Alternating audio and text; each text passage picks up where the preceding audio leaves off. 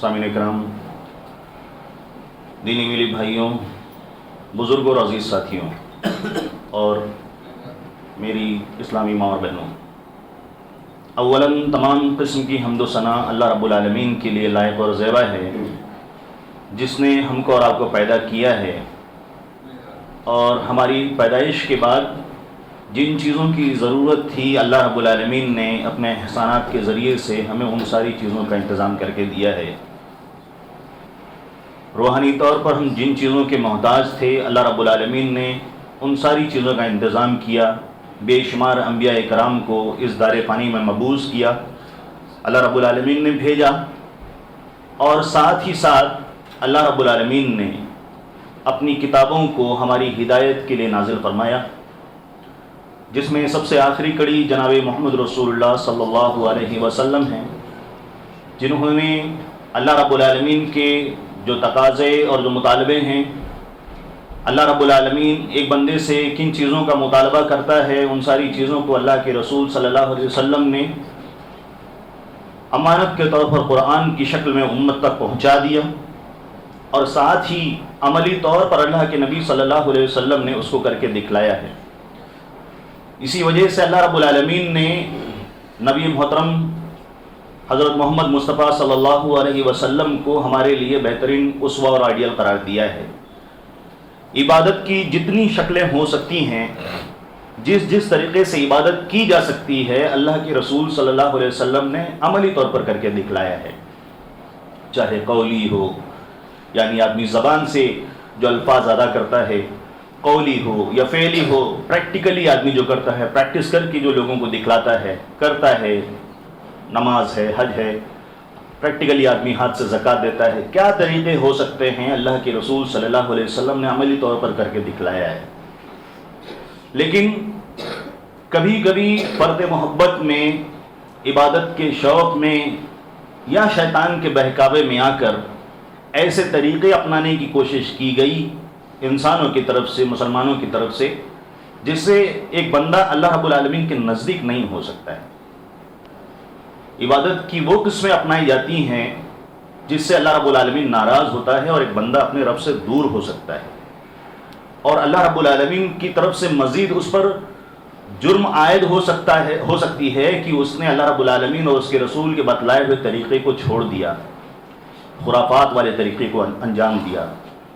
اور عبادتوں کی اگر اصل روح کو دیکھا جائے کہ عبادت کی اصل روح کیا ہے، بندہ نماز پڑھ رہا ہے، اذکار کر رہا ہے، پڑھ رہا ہے اللہ رب العالمین کی حمد بیان کر رہا ہے، تسبیح بیان کر رہا ہے، اپنے گناہوں کو قبول کر رہا ہے، اللہ رب العالمین سے رحمت کی بھیک مانگ رہا ہے، کہیں وہ پریکٹیکلی نماز پڑھ رہا ہے، اس کے باڈی اٹھنے بیٹھنے کے حساب سے حج کی عبادت کو انجام دیتا ہے، محنت کرتا ہے، دوڑتا ہے، سعی کرتا ہے، طواف کرتا ہے، اللہ کے بتلائے ہوئے رسول کے بتلائے ہوئے تعلیمات کے مطابق حلق کرتا ہے، تقصیر کرتا ہے، یہ ساری چیزیں اللہ رب العالمین کے اذکار کے اندر شامل ہیں۔ یہ عبادت کی روح ہے، جو بھی کام ہم کرتے ہیں ساری کی ساری چیزیں اذکار کا حصہ ہیں۔ کہیں وہ ذکر، کہیں وہ اذکار ہم لفظی طور پر کہتے ہیں اور کرتے ہیں، اور کہیں ہم پریکٹیکلی اس کو کر کے انجام دیتے ہیں۔ اس لیے ذکر کی دو قسمیں کی جاتی ہیں، ایک ذکر عام ہے اور ایک ذکر خاص ہوتا ہے۔ ذکر کی جو دو قسمیں ہیں، ایک عام ذکر ہے، اس میں سب کچھ آ گیا، آپ کا ہمارا کلمہ پڑھنا، نماز پڑھنا، روزہ رکھنا، صدقہ و خیرات کرنا، زکوٰۃ دینا، حج کرنا، راستے سے ہارمفل آبجیکٹ کا ہٹا دینا، ماں باپ کی عزت کرنا، داڑھی رکھنا، نماز میں پہلے آنے کی کوشش کرنا، وضو کرنا، اور اسی طرح سے بہت اچھے طریقے سے وضو کرنا، امر بالمعروف کے کام کو انجام دینا، بھلائی کا حکم دینا، یہ ساری چیزیں ذکر کے اندر شامل ہیں۔ گالی سے اپنی زبان کی حفاظت کرنا، اسی طرح سے راستے سے ایسی چیز، راستے پر گاڑی پارک نہ کرنا، بہت ساری چیزیں، جتنی بھی نیکیاں ہیں سب آپ ذکر کے اندر، ذکر عام کے اندر شامل کر سکتے ہیں۔ خاص نہیں ہے، یہ عام ذکر، یہ ساری چیزیں ذکر میں شامل ہیں۔ کوئی ضروری نہیں کہ ہم تسبیحات کے الفاظ کو ہی ذکر کہیں۔ ایک بندہ اللہ رب العالمین کو راضی کرنے کے لیے سوچتا ہے، غور کرتا ہے، اللہ رب العالمین کا ذکر ہے۔ وہ سود سے بچنے کی کوشش کرتا ہے، وہ اللہ رب العالمین کا ذکر کر رہا ہے۔ وہ رات میں الارم لگا کے جلدی سونے کی کوشش کرتا ہے تاکہ وقت پر وہ اللہ رب العالمین کے سامنے عبادت کے لیے حاضر ہو سکے، یہ عبادت کا حصہ یہ ذکر ہے، یہ ذکر عام ہے، اور ایک ہے ذکر خاص۔ ہم فرض نماز کے بعد جو دعائیں پڑھتے ہیں، گھر سے نکلنے کی جو دعائیں پڑھتے ہیں، صبح و شام کے جو اذکار ہیں، قضاء حاجت جب نیچرل کال کے لیے ہم واش روم جاتے ہیں اور آتے ہیں اس وقت جو دعائیں پڑھتے ہیں، جتنی دعائیں جو خاص اوقات کے ساتھ متعین ہیں وہ ذکر خاص ہے۔ خاص اس طرح سے ذکر کی دو قسم ہوئی، ایک عام اور ایک خاص۔ اب جب بندہ ذکر کرتا ہے تو ذکر کرنے کے تین طریقے ہو سکتے ہیں کہ کس کس طریقے سے بندہ ذکر کر سکتا ہے۔ پہلا طریقہ کیا ہے؟ بندہ صرف زبان سے ذکر کر رہا ہے، دل دماغ حاضر نہیں ہے، روٹین کے حساب سے آپ دیکھتے ہیں کہ فٹافٹ چالو ہوتا ہے، بہت جلدی جلدی ہم سبحان اللہ سبحان اللہ سبحان اللہ سبحان اللہ الحمدللہ الحمدللہ، اتنی اسپیڈ میں ہم الفاظ اپنی زبان سے ادا کرتے ہیں، کبھی کبھی ایسا لگتا ہے صرف وہ زبان کی ہی ذکر ہے، اس وقت دل اور دماغ اس میں شامل نہیں ہوتا۔ یہی حالت ہماری نمازوں کا بھی ہے، یہی حالت۔ اسی لیے علامہ ابن عثیمین رحمہ اللہ کہتے ہیں کہ جو اللہ رب العالمین نے قرآن کی آیت میں جو نماز کا حکم دیا ہے وہ صلاۃ الجوارح بن کر رہ گئی ہے، یعنی باڈی پارٹس کی، باڈی کے جو ایکشنز ہیں، جوارح کہتے ہیں باڈی کے پارٹس کو، ہمارے ہاتھ پیر کو، تو یہ اس نماز کا ایک اسی کا حصہ بن کر رہ گئی ہے کہ ہم صرف مومنٹ کرتے ہیں، فٹافٹ اٹھتے ہیں، ہماری نمازوں میں ہماری توجہ نہیں ہوتی، ہمارا دھیان نہیں ہوتا۔ تو بندہ زبان سے ذکر کر رہا ہے، یہ اس کی پہلی قسم ہے۔ اس کی دوسری قسم کیا ہے؟ بندہ دل کے اندر ذکر کرتا ہے، ایک طرف صرف زبان ہے، ایک طرف دل ہے، یہ دوسرے نمبر پر ہے، ٹھیک ہے، مناسب ہے، یہ بہتر ہے کہ بندے نے دل کے اندر اللہ رب العالمین کے بارے میں غور کیا۔ قرآن کی آیتیں انشاءاللہ آگے آئیں گی جس میں اللہ رب العالمین نے اس بات کی طرف اشارہ کیا ہے، مومنین کی صفت بیان کی ہے، اور ہر جمعہ کو ہم نماز میں سورہ غاشیہ کی آخر کی جو آیتیں ہیں بار بار سنتے ہیں، افلا ينظرون الى الابل كيف خلقت، اس طرح کی جتنی بھی آیتیں اللہ رب العالمین نے کئی انسانوں کو اللہ رب العالمین نے دعوت دی ہے، شوق دلایا ہے کہ بندہ اپنے اندر غور کرے، فکر کرے، یہ بھی ذکر کا حصہ ہے۔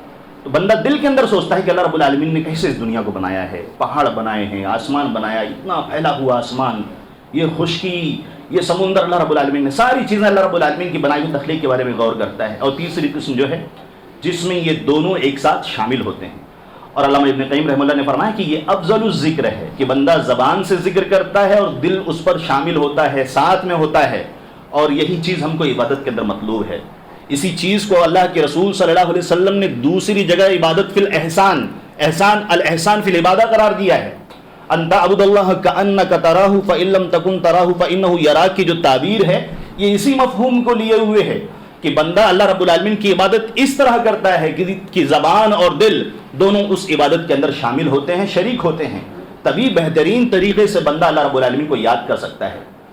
آپ اگر اس مضمون کو سوچنے اور سمجھنے کی کوشش کریں گے تو بہت جگہ اللہ رب العالمین نے قرآن کی آیتوں میں اور اللہ کے رسول صلی اللہ علیہ وسلم نے اپنے فرامین کے اندر اس پر زور دیا ہے اور اہمیت دلائی ہے، اور آپ حیرت کریں گے کہ اتنے بڑے بڑے فضائل اللہ رب العالمین نے اور اللہ کے رسول صلی اللہ علیہ وسلم نے صرف ذکر کے اوپر رکھے ہوئے ہیں۔ اگر ہم ان کو انجام دیتے ہیں تو ہمیں اپنے آپ کو اپ گریڈ کرنے کی ضرورت ہے، ہم کو اس میں اپنے آپ کو ثابت قدم رکھنے کی ضرورت ہے، اور اس کے میننگ کو، اس کے مفہوم کو، اس کی پریبھاشا کو زیادہ سے زیادہ سمجھنے کی کوشش کرنے کی ضرورت ہے، اور اگر نہیں پڑھتے ہیں تو ہم کو کم از کم ان کی عادت بنانے کی کوشش کرنی چاہیے۔ بہت سارے مسلمان پریشان ہیں، کئی لوگ پریشان ہیں، پڑھنے والے بھی پریشان ہیں، نہ پڑھنے والے بھی پریشان ہیں۔ اصل چیز اس کی روح جو ہے اس کا خیال رکھنا بہت ضروری ہے، جیسا کہ آپ کے سامنے بات رکھی گئی۔ اللہ رب العالمین کے اگر ذکر و اذکار سے ہم اپنے روابط کو مضبوط کرنے کی کوشش کرتے ہیں تو نصوص سے معلوم پڑتا ہے کہ اللہ رب العالمین نے فرمایا کہ یہ دلوں کی ٹھنڈک ہے۔ میڈیٹیشن کرتے ہیں، پریشان رہتے ہیں، کہاں جائیں سکون اور اطمینان حاصل ہو، پیسفل ماحول کے اندر دماغ کو، دل کو شانتی حاصل ہو۔ اللہ رب العالمین نے صاف قرآن کی آیت کے اندر کہہ دیا، الا بذکر اللہ تطمئن القلوب، سنو کان کھول کر، اللہ رب العالمین کے ذکر کے ذریعے ہی سے تم کو سکون اور اطمینان حاصل ہو سکتا ہے۔ اور جب بھی اذکار کی بات آئے تو 5 وقتہ جو فرائض ہیں وہ ہمیشہ باقی رہیں گے، ان کا تو لحاظ کرنا ہی ہے، لیکن اس کے بعد ایک مسلمان کو اپنی ذمہ داری پر فوکس کرنا ہوگا اور دھیان دینا ہوگا۔ اللہ رب العالمین نے اسی لیے اس دنیا کی تخلیق کے وقت ہمارے سامنے جو بات رکھی ہے کہ الذی خلق الموت والحیات لیبلوکم ایکم احسن عملا، اللہ رب العالمین نے سورہ ملک کی آیت میں میری اور آپ کی پیدائش، مجھے اور آپ کو پیدا کرنے کا جو مقصد بیان کیا ہے یہ اس کا ایک حصہ ہی ہے۔ ساری چیزیں عبادت میں شامل ہیں۔ ہم اپنی زندگی کو کیسے گزارتے ہیں. ہم لا یعنی چیزوں میں گزارتے ہیں, مطلب والی چیزوں میں گزارتے ہیں, بے مطلب کی ایونٹ ٹاک میں کس چیز میں اپنے وقت کو, ٹائم کو خرچ کرتے ہیں, صرف کرتے ہیں. اس کا حساب دینا ہوگا. اللہ رب العالمین نے ہم کو اس لیے ابھارا ہے کہ ہم اس کا خیال رکھیں. آپ کو آپ کے رب کی رحمت کا اندازہ ہونا چاہیے. ایک حدیث مختصر طور پر بیان کر کے آگے بڑھنے کی کوشش کریں گے, جس میں اللہ کے رسول صلی اللہ علیہ وسلم کی طرف سے یہ بات منقول ہے. مسلم شریف کی روایت, اللہ کے رسول صلی اللہ علیہ وسلم فرماتے ہیں کہ قیامت, اللہ کے رسول نے فرمایا کہ جو سب سے پہلے جنت کے اندر داخل ہوگا مجھے وہ بھی معلوم ہے, مجھے بتا دیا گیا ہے اللہ کی طرف سے, اور ایسا شخص جو سب سے آخر میں داخل ہوگا اللہ رب العالمین کی رحمت کے ذریعے سے مجھے وہ بھی بتا دیا گیا ہے. آپ کو حیرت ہوگی, بہت حیرت کا مقام ہے. اللہ رب العالمین کی رحمت کا اندازہ کیجئے اس حدیث کے ذریعے سے, اور مجھ کو اور آپ کو اپنے رشتوں کو اللہ رب العالمین سے مضبوط کرنے کی کوشش کرنی چاہیے. ہم اتنے گناہوں میں ڈوبے ہوئے ہیں, لیکن اب کی اپنے رب کی رحمتوں کو ہم نے کبھی پڑھنے کی, سمجھنے کی, اپنے رشتوں کو مضبوط کرنے کا نہیں سوچا. ذرا اس حدیث کو سن کر اپنے رشتوں کو اللہ رب العالمین سے مضبوط کرنے کی کوشش کیجیے. اللہ کے رسول صلی اللہ علیہ وسلم نے فرمایا کہ قیامت کے دن ایک آدمی کو لایا جائے گا, اور اس کے بعد اس کے اوپر اس کے چھوٹے گناہ جو ہیں, گناہ کی جو دو قسمیں کی جاتی ہیں, گناہ صغیرہ اور گناہ کبیرہ, جس میں بندوں کے حقوق نہیں ہیں, جس میں اللہ رب العالمین کے حقوق میں کوتاہی نہیں ہے, اس کے اوپر اللہ رب العالمین چھوٹے گناہوں کو پیش کرنے کے لیے کہے گا, اور فرشتوں سے کہے گا اس کے بڑے گناہوں کو چھوڑ دو. بندہ ڈرا ہوا ہوگا, اس کے سامنے سارے گناہ آئیں گے, وہ حیرت میں پڑا ہوگا, وہ انتظار کر رہا ہوگا. اللہ رب العالمین حکم دے گا کہ ان گناہوں کے بدلے اس کو نیکیوں میں کنورٹ کر دو. فَإِنَّ لَكَ مَكَانَ كُلَّ سَيِّئَةٍ حَسَنَةٍ, جو تم نے ساری برائیاں کی تھی, اللہ رب العالمین کی رحمت کو دیکھو, اللہ رب العالمین اس کو حسنات میں, نیکیوں میں کنورٹ کر دے گا. بندے کے اندر ایمان موجود ہے, ایمان صحیح سالم ہے, شرک سے محفوظ ہے.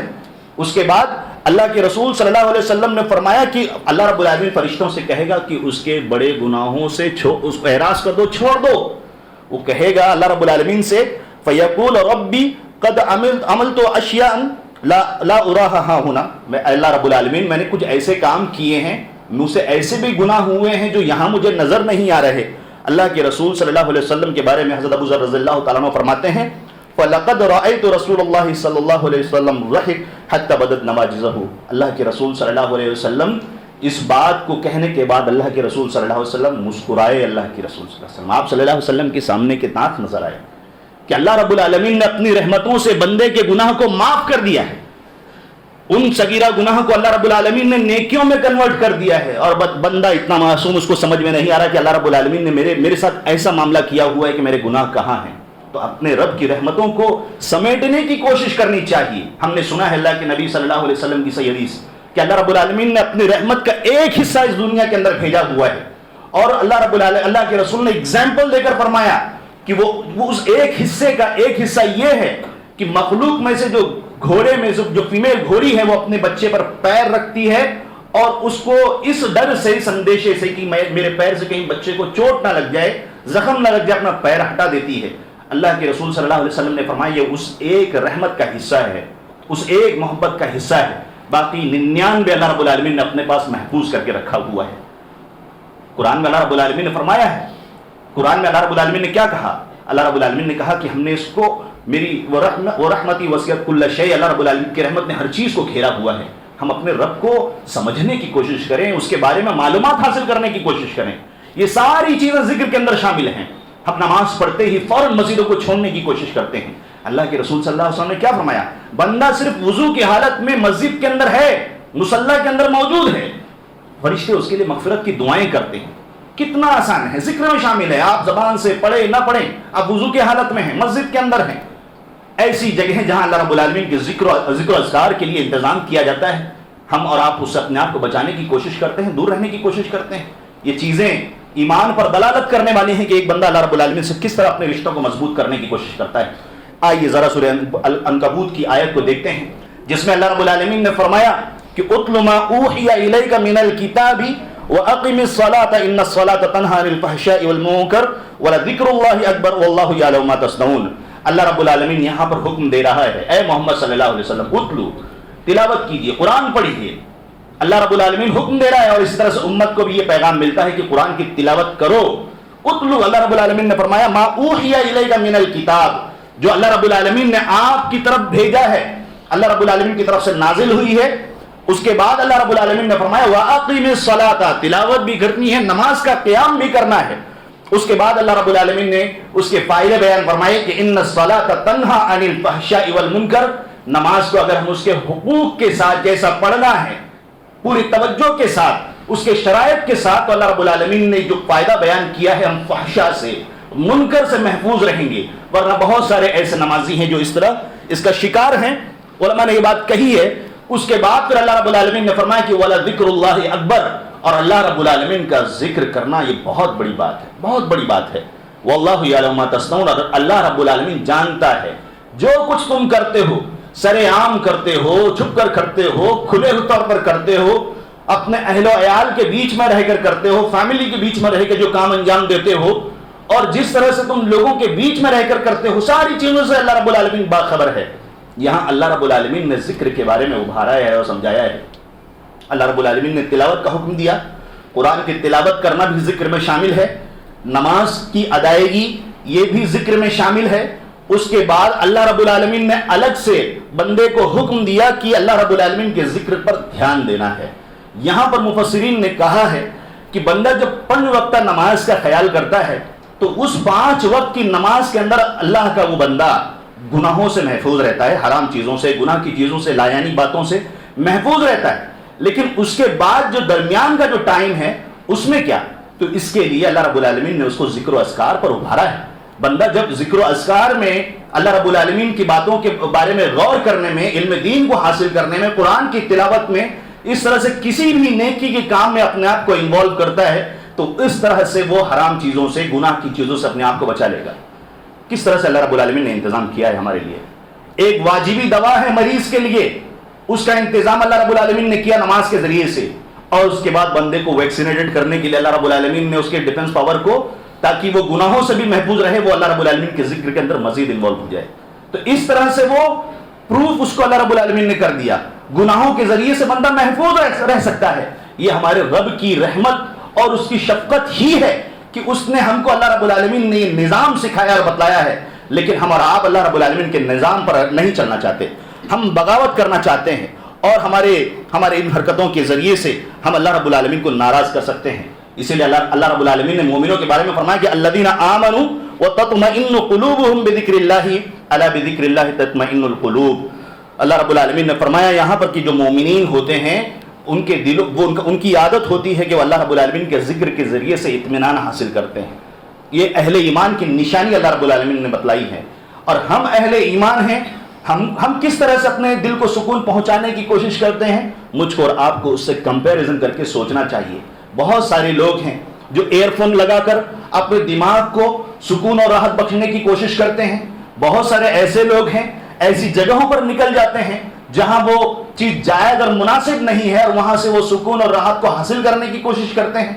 ایسے بھی بہت سارے لوگ ہیں جو موسیقی وغیرہ، جسے اللہ رب العالمین نے حرام قرار دیا ہے، ایسے بھی لوگ ہیں جو نشے وغیرہ کے ذریعے سے اپنے دل کو اور دماغ کو، اپنی روح کو سکون اور اطمینان پہنچانے کی کوشش کرتے ہیں۔ اللہ رب العالمین کی نیک بندوں کی عادتیں نہیں ہوتی، وہ تنہائی میں بھی یا بھیڑ میں جہاں پر بھی ہوں اللہ رب العالمین کی اس آیت کا خیال کرتے ہیں۔ اسی لیے اللہ رب العالمین نے فرمایا کہ مسلمانوں کان کھول کر سن لو، الا بذکر اللہ تطمئن القلوب، دلوں کو اگر سکون اور اطمینان حاصل ہونا ہے تو اللہ رب العالمین کے ذکر کے ذریعے سے حاصل ہونا ہے۔ اسی لیے اللہ رب العالمین نے ایک مشہور آیت سورہ بقرہ کی، جس میں اللہ رب العالمین نے اہل ایمان سے مخاطب ہو کر کہا تھا کہ فَإِذَا قَضَيْتُم مَّنَاسِكَكُمْ فَاذْكُرُوا اللَّهَ كَذِكْرِكُمْ آبَاءَكُمْ۔ اللہ رب العالمین نے اس آیت کے اندر ارشاد فرمایا کہ حج کی عبادتیں جب مکمل ہو جائیں اور تم مینا کے اندر ٹھہرے رہو تو اس وقت تم اللہ رب العالمین کا بہت زیادہ ذکر کرو۔ کس طرح سے؟ اللہ رب العالمین نے فرمایا كَذِكْرِكُمْ آبَاءَكُمْ اور اشد ذکرا، جس طرح سے تم اپنے باپ داداؤں کے واقعات کا ذکر کیا کرتے تھے، فور فادرز کے بیانات تم لوگ بیان کیا کرتے تھے، میلے اور ٹھیلے لگایا کرتے تھے۔ اللہ رب العالمین نے فرمایا کہ مینا کے اندر جب ٹھہرو تو اللہ رب العالمین کا بہت زیادہ ذکر کرو، جیسے کہ تم اپنے باپ داداؤں کا ذکر کرتے ہو، یا اس سے بڑھ کر اللہ رب العالمین کا ذکر کرو۔ اللہ رب العالمین نے یہاں پر ہم کو ابھارا ہے اس طرح سے۔ اور اللہ رب العالمین نے ان جگہوں کو بھی بتلا دیا ہے جو اللہ رب العالمین کے ذکر سے بندے کو روکنے والی ہیں. اللہ رب العالمین نے سورہ منافقون میں فرمایا کہ یا ایھا الذین آمنوا لا تلہکم اموالکم ولا اولادکم عن ذکر اللہ ومن یفعل ذلک فاولئک هم الخاسرون. تمہاری اولاد، تمہارے مال، تمہاری پراپرٹی، تمہارے سروس، تمہارے جاب اور اسی طرح سے تمہارا کوئی بھی ٹاسک ہو، چاہے تمہارے گھریلو کام کاج ہوں، تمہاری گھریلو ذمہ داریاں ہوں، ہماری مائیں اور بہنیں جو گھریلو ذمہ داریوں کے اندر لگی رہتی ہیں، اللہ رب العالمین نے فرمایا کہ یہ ساری چیزیں تمہیں اللہ رب العالمین کے ذکر سے روکنے کا سبب نہ بنے، یہ اللہ رب العالمین کے ذکر کی راہ میں رکاوٹ نہ بنے. اللہ رب العالمین نے فرمایا جو ایسا کام کرتے ہیں تو اللہ رب العالمین نے فرمایا وہ لوگ نقصان اٹھانے والے ہیں. ہم جو بھی کام اپنا کرتے ہیں کوشش کرنی چاہیے اسی درمیان میں اللہ رب العالمین کے ذکر کو انجام دینے کی کوشش کریں. اللہ رب العالمین نے سورہ احزاب کے اندر حکم دیا کہ بندوں کو چاہیے کہ بہت زیادہ ذکر کریں. اسی طرح سے اللہ رب العالمین نے اللہ کے رسول صلی اللہ علیہ وسلم نے ایک حدیث کے اندر ارشاد فرمایا ہے اور اللہ کے رسول نے فرمایا لا الہ الا اللہ جو ہے اس کو افضل الذکر قرار دیا ہے. ہم سمجھتے ہیں کہ ہم مسلمان ہو گئے، ہم نے ایک بار کلمہ پڑھ لیا لا الہ الا اللہ بس کافی ہے ہمارے لیے. آپ نے 99 رجسٹر والی حدیث سنی ہوگی، بڑی حدیث سے وقت کم ہے جس میں اللہ کے رسول صلی اللہ علیہ وسلم نے بندے کے اس عمل کی طرف عمل کو دکھلایا ہے کہ اس کا کتنا بڑا مقام ہے کہ بندے کی نیکیاں موجود نہیں ہیں، گناہوں کا رجسٹر موجود ہے، لیکن صرف ایک کلمہ لا الہ الا اللہ پورے میزان کے اوپر حاوی ہے، وزن کے اوپر حاوی ہے، اس گناہ کے رجسٹر کے اوپر حاوی ہے. اتنی اہمیت ہے اس کی لا الہ الا اللہ کی. اللہ کی اس کلمے کی ہم کو بار بار ورد کرتے رہنی چاہیے. اسی طرح سے اللہ رب العالمین نے سورہ آل عمران کے اندر بھی بندوں کو ابھارا ہے کہ جب وہ لیٹتے ہیں وَيَتَفَكَّرُونَ فِي خَلْقِ السَّمَاوَاتِ وَالْأَرْضِ رَبَّنَا مَا خَلَقْتَ هَذَا بَاطِلًا سُبْحَانَكَ فَقِنَا عَذَابَ النَّارِ. اللہ رب العالمین نے فرمایا کہ بندے جب لیٹتے ہیں، بیٹھتے ہیں، کھڑے ہوتے ہیں، کسی بھی حالت میں ہوتے ہیں، کسی بھی کنڈیشن میں ہوتے ہیں تو اللہ رب العالمین کی تخلیق کے بارے میں، اس کی مخلوق کے بارے میں غور کرتے ہیں کہ اللہ رب العالمین تو نے ان چیزوں کو بیکار نہیں بنایا ہے، اس کی اہمیت کو، ان کی ساری چیزوں کو غور کرتے ہیں. اب کرنا کیا ہے، ذکر کیسے کریں؟ تو کوشش یہی ہونی چاہیے کہ اللہ رب العالمین نے اور اللہ کے رسول صلی اللہ علیہ وسلم نے جو الفاظ بتلائے ہیں ہم کو ان کو اپنانے کی کوشش کرنی چاہیے، بجائے اس کے کہ ہم اپنی طرف سے گڑھیں کسی چیز کو اور کسی کی پریکٹس کو کہ فلاں شخص نے اس کو اتنی بار پڑھا ہے اور اس کو اس کے فائدے حاصل ہوئے ہیں، لیکن شریعت سے وہ چیز ثابت نہیں ہے تو اپنے آپ کو اس سے بچانے کی کوشش کرنی چاہیے. کسی کی پریکٹس اللہ رب العالمین نہیں سننے والا. اللہ رب العالمین بندے کے اخلاص کے ساتھ ساتھ سنت سے مطابقت، اسلام سے مطابقت کو بھی دیکھنا چاہتا ہے اور یہ اعمال کی قبولیت کی شرطیں ہیں. اسی لیے ایک موقع پر اللہ کے رسول صلی اللہ علیہ وسلم کے ایک صحابی کہتے ہیں کہ اللہ کے رسول صلی اللہ علیہ وسلم اسلام کے احکام بہت زیادہ ہیں، میں کمزور ہوں، مجھ میں اتنی سکت نہیں ہے کہ فرائض کے بعد میں ان ساری چیزوں کو انجام دے سکوں، اب مجھے آپ کو ایک طریقہ بتلائیے. تو اللہ کے رسول صلی اللہ علیہ وسلم نے فرمایا تھا کہ تم کثرت سے اللہ رب العالمین کا ذکر کرو. لا یزال لسانک رطبا من ذکر اللہ، آپ کی زبان اللہ رب العالمین کی ذکر میں بھیگی رہنی چاہیے. ہم ترک کس کو کہتے ہیں سمجھ سکتے ہیں. آپ کی 2000 کی نوٹ پانی میں ڈوب جائے، آپ کا قیمتی موبائل پانی میں ڈوب جائے تو تب ہم اس چیز کو سمجھ سکتے ہیں کہ کس طرح تر ہو کس کو کہا جاتا ہے، بھیگا ہوا کس کو کہا جاتا ہے. اسی طریقے سے ہماری زبان مستقل اللہ رب العالمین کے ذکر و اذکار کے اندر ڈوبی رہنی چاہیے. اور یہی عادت تھی ہمارے نبی صلی اللہ علیہ وسلم کی کہ ہمیشہ اللہ رب العالمین کا ذکر کیا کرتے تھے. اسی لیے سورہ جمعہ کے اندر اللہ رب العالمین نے مسلمانوں کو حکم دیا ہے کہ فَإِذَا قُضِيَتِ الصَّلَاةُ فَانتَشِرُوا فِي الْأَرْضِ وَابْتَغُوا مِن فَضْلِ اللَّهِ وَاذْكُرُوا اللَّهَ كَثِيرًا لَعَلَّكُمْ تُفْلِحُونَ.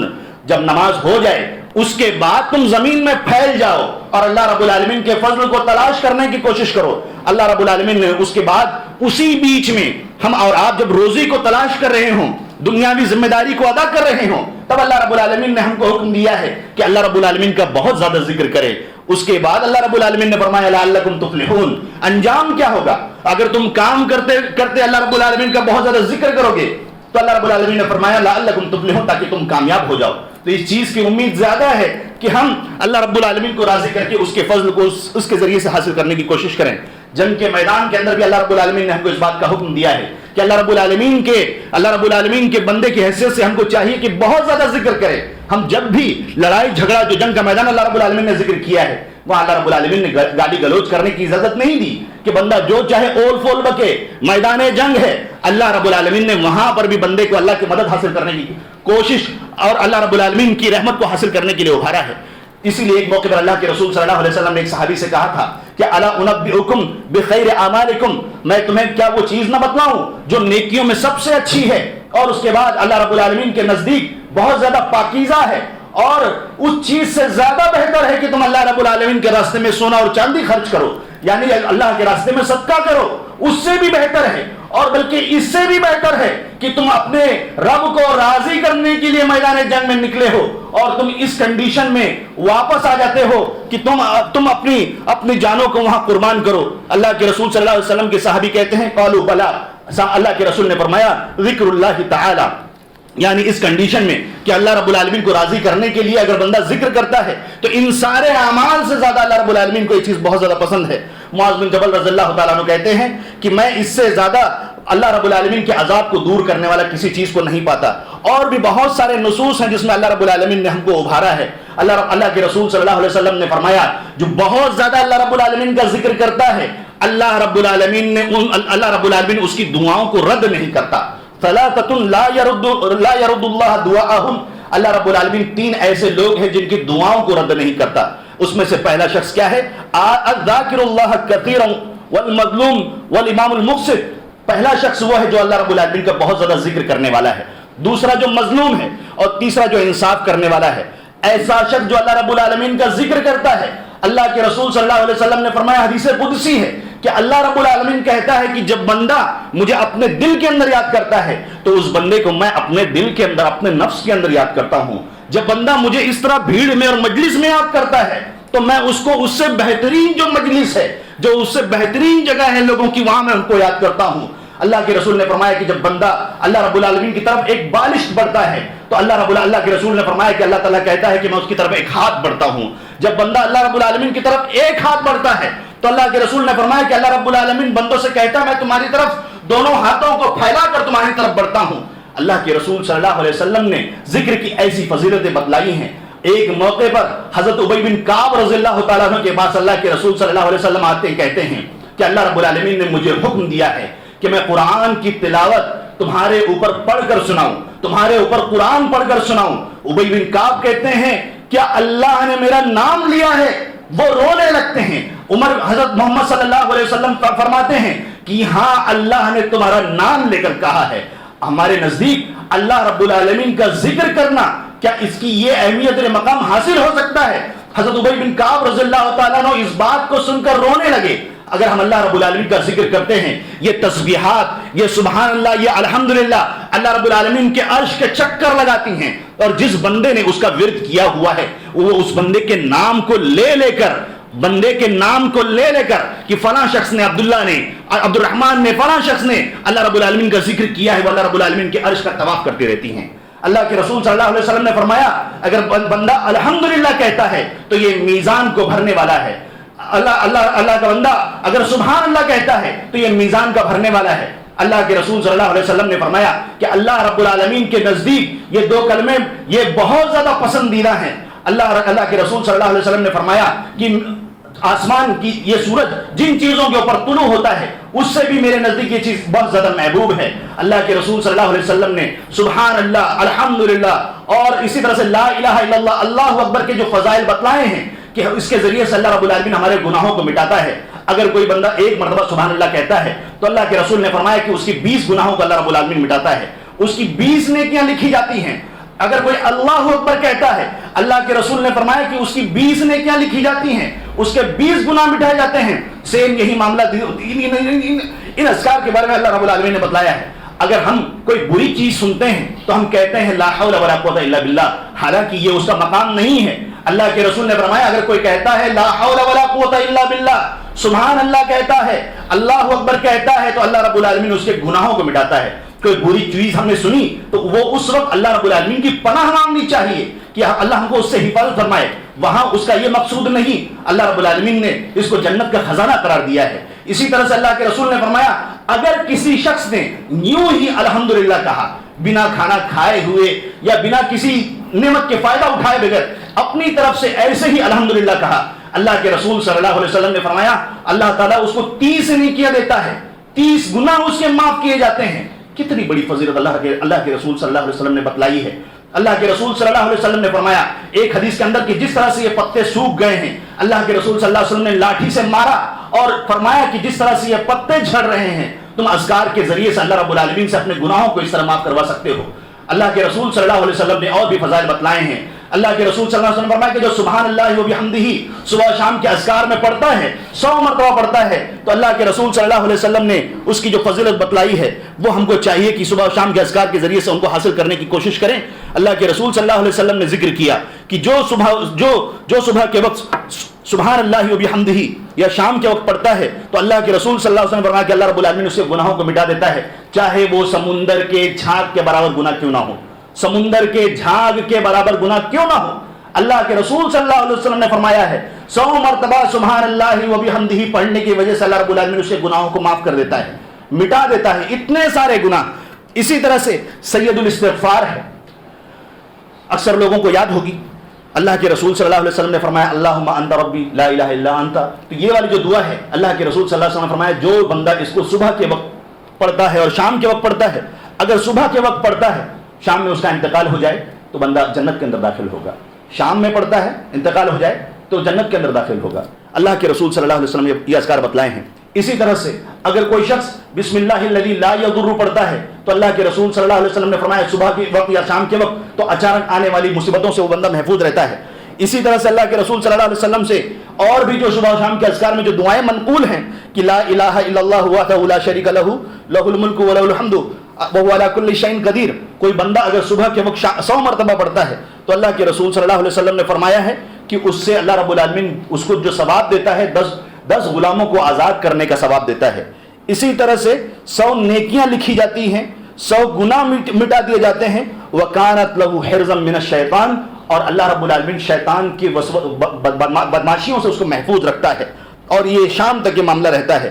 وَلَمْ يَأْتِ أَحَدٌ بِأَفْضَلِ مِمَّا جَاءَ بِهِ، اور کوئی شخص جو یہ بندہ یہ دعا پڑھ رہا ہے کوئی شخص اس کی طرح نیکی نہیں لا سکتا۔ ایک صورت ہے کہ اگر کوئی شخص اس بندے سے اس دعا کو زیادہ پڑھے، آگے بڑھنے کے لیے اللہ کے رسول صلی اللہ علیہ وسلم نے تلقین کی ہے اس دعا کے ذریعے سے۔ اور بھی بہت سارے اذکار ہیں جس میں اللہ کے رسول صلی اللہ علیہ وسلم نے ہم کو بتلایا ہے اور ابھارا ہے۔ اللہ کے رسول صلی اللہ علیہ وسلم نے وارننگ دی ہے، اور خود اللہ رب العالمین نے قرآن کی آیتوں کے اندر وارننگ دی ہے کہ جو اللہ رب العالمین کے ذکر کو چھوڑتا ہے تو قیامت کے دن اللہ رب العالمین اسے نابینا بنا کر پیش کرے گا، پیدا اٹھائے گا۔ بندہ کہے گا کہ اللہ رب العالمین دنیا کے اندر میری آنکھیں تھیں تو تو نے مجھے دنیا کے بعد جب پیدا کیا ہے مجھے دوبارہ کھڑا کیا ہے تو تو نے مجھے نابینا کیوں بنا دیا؟ وَمَنْ أَعْرَضَ عَنْ ذِكْرِي فَإِنَّ لَهُ مَعِيشَةً ضَنْكَ يَحْشُرُهُ يَوْمَ الْقِيَامَةِ أَعْمَى۔ اللہ رب العالمین نے فرمایا کہ قیامت کے دن اللہ رب العالمین وَنَحْشُرُهُ يَوْمَ الْقِيَامَةِ أَعْمَى، اللہ رب العالمین نے فرمایا کہ ہم اس کو قیامت کے دن اندھا بنا کر اٹھائیں گے۔ قَالَ رَبِّ لِمَ حَشَرْتَنِي أَعْمَى وَقَدْ كُنْتُ بَصِيرًا، میرے مالک میں دنیا میں دیکھا کرتا تھا، میری بینائی کہاں چلی گئی؟ اللہ رب العالمین فرمائے گا قَالَ كَذَلِكَ أَتَتْكَ آيَاتُنَا فَنَسِيتَهَا وَكَذَلِكَ الْيَوْمَ تُنسَى، تم دنیا میں جس طرح تم مجھے بھلا بیٹھے تھے، میری آیتیں تمہارے کانوں میں پہنچتی تھی، تمہاری آنکھوں کے سامنے میری آیتیں آتی تھیں، لیکن جس طرح سے تم نے مجھے بھلا دیا تھا، بدلے کے طور پر اللہ رب العالمین کہہ رہا ہے قیامت کے دن ہم تم کو بھلا دیں گے۔ قیامت کے دن ہم کس کے بھروسے ہیں؟ اللہ رب العالمین کے علاوہ کوئی ہماری مدد کرنے والا نہیں ہے۔ اللہ کے نبی صلی اللہ علیہ وسلم بھی اللہ رب العالمین کی اجازت سے سفارش دینے والے ہیں، کرنے والے ہیں۔ اللہ رب العالمین ہی ہمارا مددگار ہے، لہذا ہم کو چاہیے کہ اپنی زندگی کو سنوارنے کی کوشش کریں، اور جو دن رات ہم ایک کر کے اللہ رب العالمین کو ناراض کر کے اپنی دنیا کو چمکانے کی کوشش کرتے ہیں۔ اللہ کے رسول صلی اللہ علیہ وسلم کی ایک حدیث ہے، اس بات کو بیان کر کے میں بات کو ختم کرنے کی کوشش کروں گا۔ اللہ کے رسول صلی اللہ علیہ وسلم نے فرمایا تھا یا ابن آدم تفرغ لعبادتی، اے آدم کے بیٹو، اے آدم کی اولاد، اللہ رب العالمین کہہ رہا ہے تفرغ لعبادتی، میری عبادت کے لیے میرے ذکر کے لیے اپنے آپ کو خالی کر لو۔ اس کا یہ مطلب نہیں کہ ہم اپنی ذمہ داریوں سے چھوڑ کر اپنے گھر والوں کو چھوڑ کر نکل جائیں دین کے راستے میں 40 دن اور مہینوں مہینے، اس کا یہ مطلب بالکل نہیں ہے۔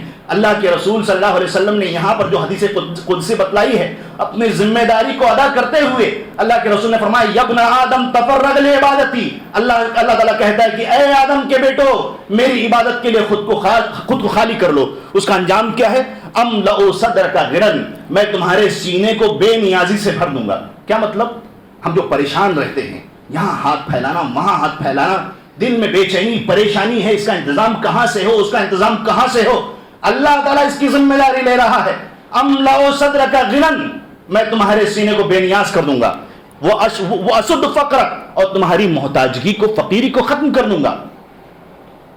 وَإِلَّا تَفْعَلْ، بصورت دیگر اگر یہ کام نہیں کرتے ہو، مَلَأْتُ صَدْرَكَ شُغْلًا، میں تمہیں 24 گھنٹہ مشغول کر دوں گا. لگے رہو گے ایک کام کے بعد دوسرا کام، دوسرے کام کے بعد تیسرا کام. ایک کی طبیعت خراب، وہ ٹھیک نہیں ہوا کہ دوسرے کی طبیعت خراب، گھر پورا مشغول ہے اسی چیز کے اندر. آدمی گناہوں کے اندر ڈوبا ہوا اپنے راستوں کو تلاش کر رہا ہے، اللہ رب العالمین بزی کر دے گا اس بندے کو.